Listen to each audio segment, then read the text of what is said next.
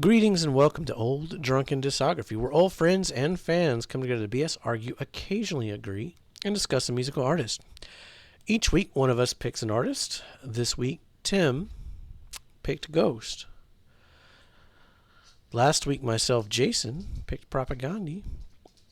And next week, Bill picks Poison. Because we love our 80s metal here on ODD. So we're talking Ghost. We're talking the second album. If you missed the first one, check the playlist link down below. And like and subscribe, maybe. Stick around. We got a lot of Ghost to talk about. Alright. Second record. Like I said in the first one, I'm going to mispronounce every fucking record name on this list. So, Infestation, what we got? Infestissumam. This is the one I always have trouble with. It's the second Ghost album. Some markets, such as my North American copy here, this was also BC, before copyright, because Ghost. There were some issues there with some distributions in some markets. But you got, speaking of things I always mispronounce, you got Nick Razkulineks coming in from the Foo Fighters camp to produce this thing, recorded in Nashville.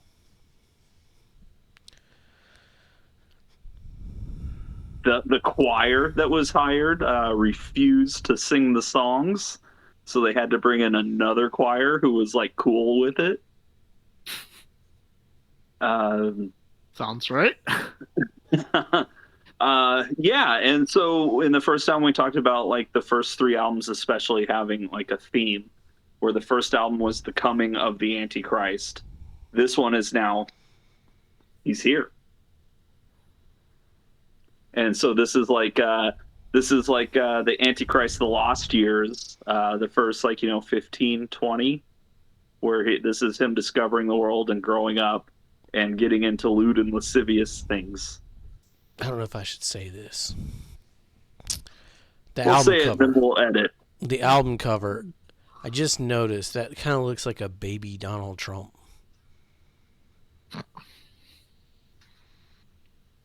Well, and of course, the thinking behind this album cover, much like the first one in Salem's Lot, this one bears a striking resemblance to the original Rosemary's Baby cover. Oh, yeah, I see it now. I see it. I will say that their artwork is phenomenal. Mm-hmm. Is it the same artist all the way through? I think after this one, I know from 3 on, it's the same artist. Okay. But this was the one, so nobody expected the first album to do anything, but it did pretty good in the European metal markets and the underground metal markets. So this one, they threw some money at a little bit, They got to record in Nashville with Nick Razkulineks, and this one does sound better. Hire a choir and stuff like that. And then this one kind of, once this one was released, this one actually got, some cool indie press on the internet, like Pitchfork and any of those other ones would touch it. And so I didn't see this tour. I remember when it came through town. I don't remember why I missed it. And this was the one where this was basically the album where the band that was hired to be Ghost after the first album was recorded now are having contributions musically. So you could argue that this is the purest Ghost album of the original lineup. There's also, another argument that we'll get into here shortly, where it's always been one guy anyway. Yeah. But that's a whole thing. But yeah, this one, they started getting on some cool metal festivals. After, the Hetfield and Anselmo endorsements from the first album, this is the album. Again, probably because of Nick Razkulineks. This is one where Dave Grohl gets on board, and at some point during this tour, Dave dresses up as one of the Nameless Ghouls for a live show. No one knows what show it was, No one's even really sure what instrument he played. But they're starting to like make some noise, and some pretty famous people are picking up on it. But again, going back to the album, the title track. I mean, that's how you start an album right there. And then, kind of following the formula, a little bit of the first one. You got Perispera ad Inferni, which isn't as good as Conclave con Dio, but it's still really good. Secular Haze was a single. I love it. I think that song's great. I think there's a live version coming up on an EP that we're going to talk about in this episode that's maybe even a little better than the studio version. I know when I saw Secular Haze and Year Zero live for the first time, those songs really connected. Gigolo Har Megiddo, that's just a fun one. And then we get to the Zombie Queen, Goulet, which is pretty epic in scope as a song. It almost borders on like Bohemian Rhapsody levels of insanity as far as the parts. For the longest time, this was the way they would close the show, which was a lot of fun. Real fun song. Yeah. Year Zero is great. Body of Blood is great. Idolatrine is great. Depth of Satan's Eyes is great. Oh no, Monstrance Clock. That was the one they were closing with. That's right. Yeah, it was Monstrance Clock that they would close the shows with for a few more tour cycles. It's a strong contender for best album closer, but I still don't think it's my favorite. We're getting there. And then there was a deluxe edition that you can find streaming. La Mantra Mori is a cool little like chill thing that kind of harkens back to the first album. It's real simple. It's real hypnotic. They also have the I'm a Marionette cover, which does have Dave Grohl on it. That's actually gets credited on the EP. And then I think that was it, right? Yeah, and then the Japanese version the... had a couple things too that they're going to compile for the If You Have Ghost EP we're about to talk about. But yeah, we'll get into that one. Yeah, the real bonus track though is La Mantra Mori, and it's pretty good. I think this is definitely a grower. This one was a grower for me, but especially seeing a number of these songs live and really kind of taking the time with this album, I have grown to really love it. A lot of really cool stuff on here. A little more experimental than the first album, but thematically it very much fits. And I like it. All right, what about you, Bill?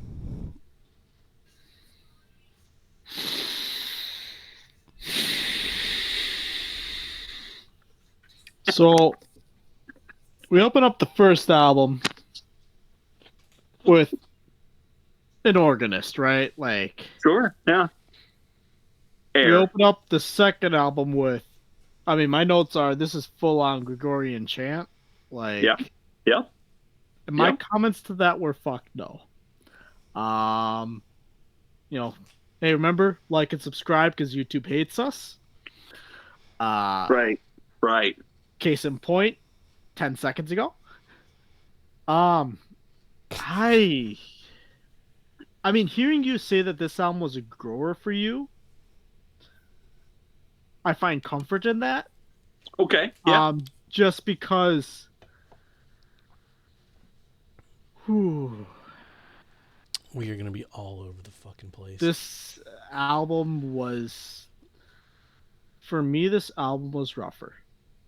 I didn't have as detailed notes. I'll say this. I mean, Per Aspera and Infinity.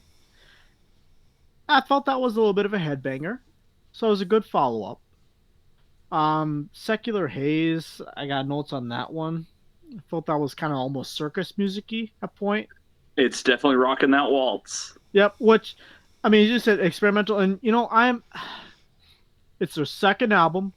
I am all for a band being experimental. I mean, your first album, right, you gotta get that out there. get some money Right, and coming then in. what? Yeah. Second, and I'll even say second and third album, like experimental. Hey, try out a couple different things, right? Hmm. It's okay. Not everything's gonna work. Not everything's gonna stick. Find what works, and eventually latch onto it. And I'll say I think they did that subsequent albums. I wasn't a fan of how experimental some of their stuff got on here on this album. Okay. But that might be part of the growing stage. I only got really 2 listens through on this album, which for me is a low count. Um, Give it a couple more. It is a yeah, grower. yeah. I'll say Idolatry, and I feel like was actually a decent one in the second half. Hmm. And Monsters Clock, I could see why that was. Closer.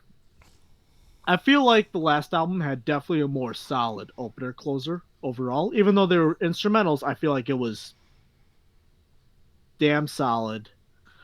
Um, I mean, yeah, it's. I want to say first album Hangover was kind of you could see almost creeping through this album, but like you could tell they had he had some success and they were experimenting, which, as I said, more than fine. Sure. But like, I want to say I wanted them to play it safer because they definitely didn't play this safe. I felt they adventured maybe slightly too far at times with a couple of these songs, which, again, I only had a couple listens through. I definitely could be missing something here with a lot of these songs. I will full on admit that. Well, yeah, I got a feeling we're going to be divulged pretty quickly.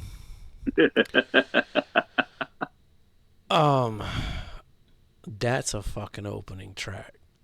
Haunting chants, pounding drums, good riffs. Only a minute 42 seconds. You're instantly interested in the album. Per Aspara ad Inferi, musically there's some growth. Hail Satan. Secular Haze had some carnival shit going on. You know I'm a sucker for that shit. Top song contender. The lyrics were decent. The vocal melody was damn good. Gigolo, the main beat of the verses kind of reminded me of like some 70s punk, like a CBGB's or like maybe the Clash. Gula Zombie Queen, a long one, but what a song. The Gula is beautiful and Zombie Queen was fun. I could add this one to a top song list. Year Zero, the best ghost song so far about Hail Satan. The chanting name sections were So fun. all of them?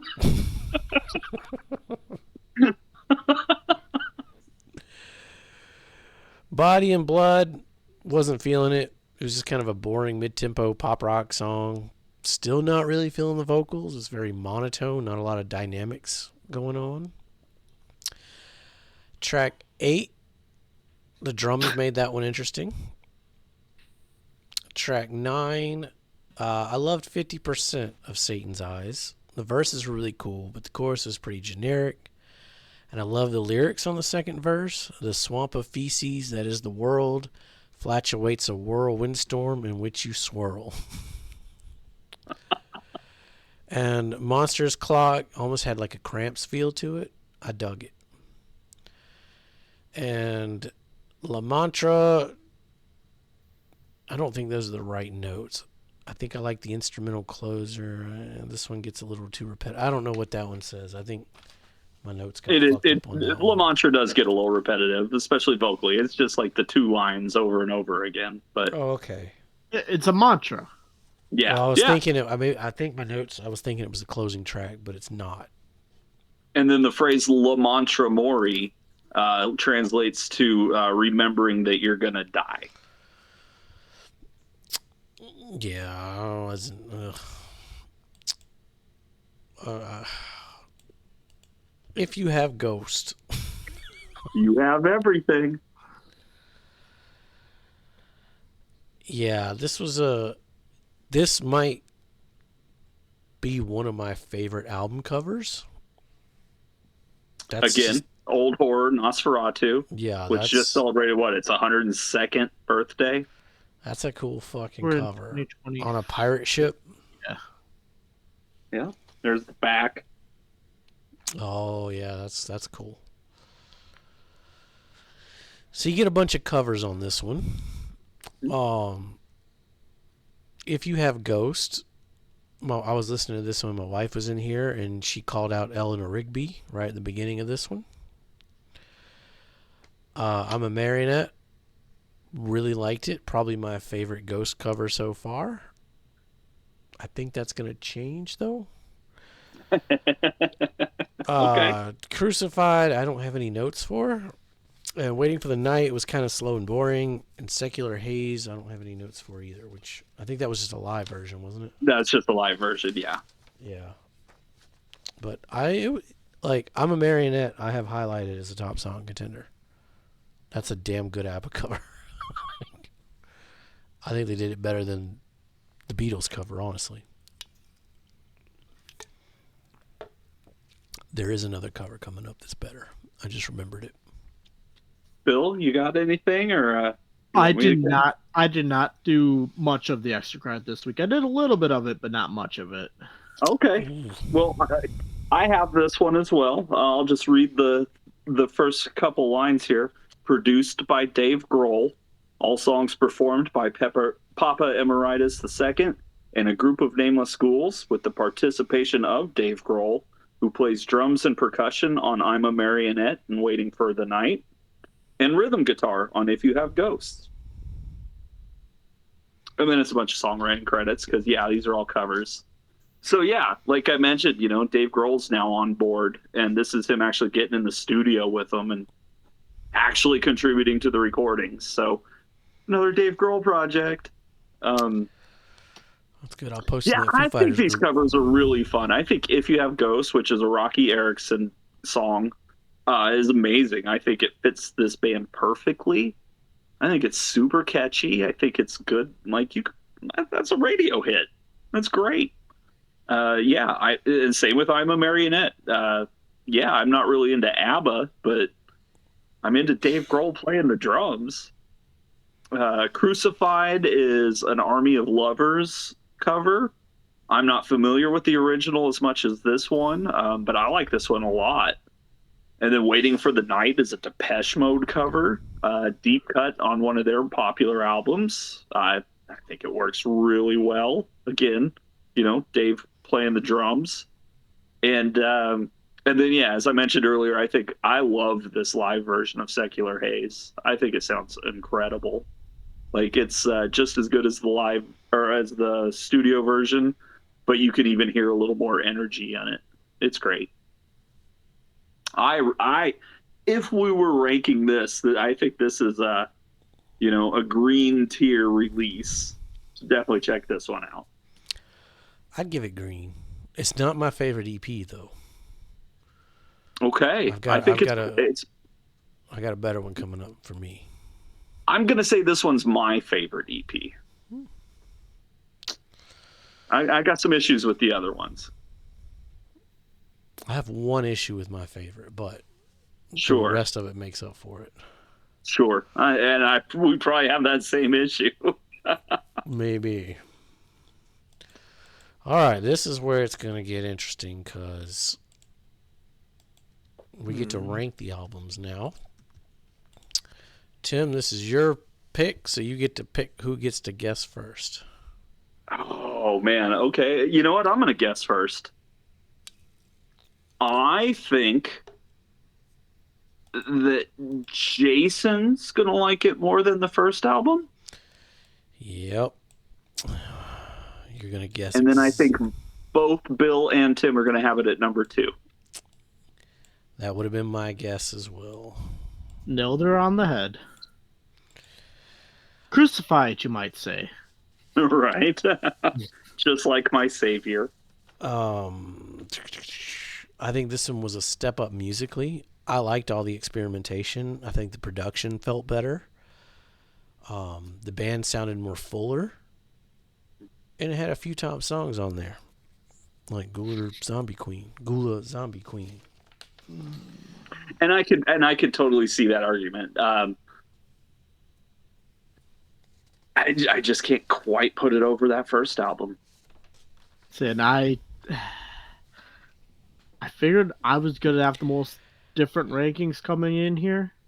I think Tim and I might somehow line up more than I think we will. Somehow. I know I'm going to be way off from you guys now. But like, hearing Tim say this one was a grower made me feel a lot better about it. I'll put it that way. Because as I only got 2 listens through to it, and this is my first exposure to the Ghost discography. Sure. That's I can definitely see some elements where, like, I might need, another 1 or 2 listens through, but like, a lot of fun lyrics too, as Jason pointed out. So that's like I didn't get to dive as much into lyrics as I usually do. I did. Hail Satan. Hail Satan. That's all you need to know.